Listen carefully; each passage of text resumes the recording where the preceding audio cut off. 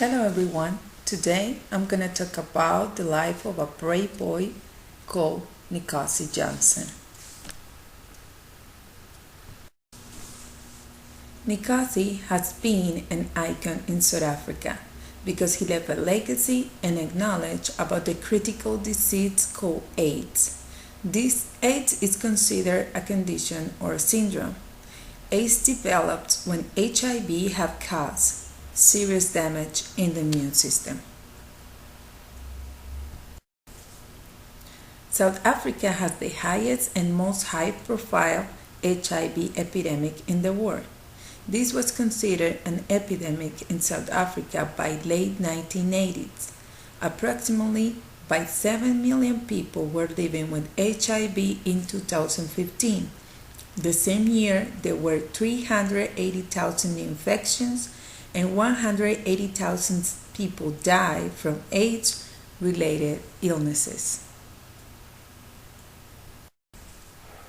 Nkosi was born in 1989. His biological mother, Daphne, was infected with AIDS when she was conceiving Nkosi. Nkosi never knew his biological father. He was born with AIDS as well.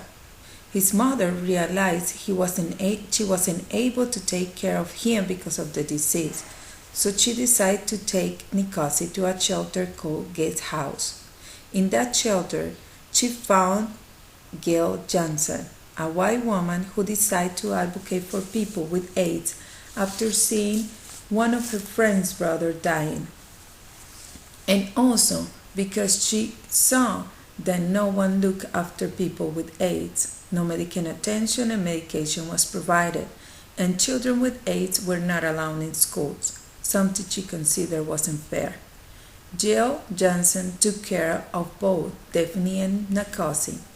She provided shelter, healthy food, and medication for them.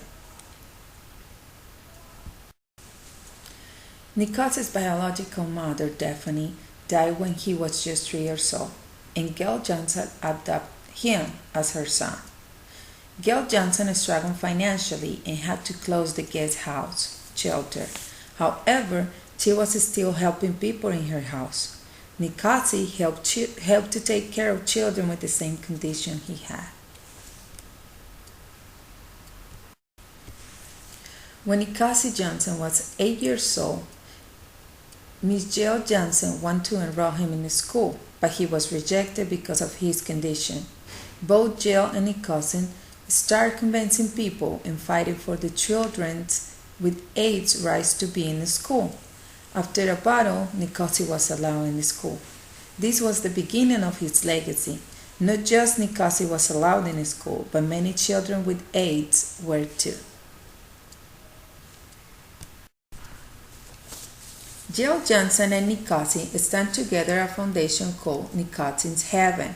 This is nowadays a recognized NGO in South Africa that offers a holistic care support for destitute HIV and AIDS infected mothers, their children, and the resultants of AIDS orphans, even if they are infected or not.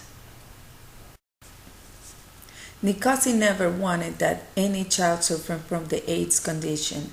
He also wanted HIV positive people to be cared for without discrimination.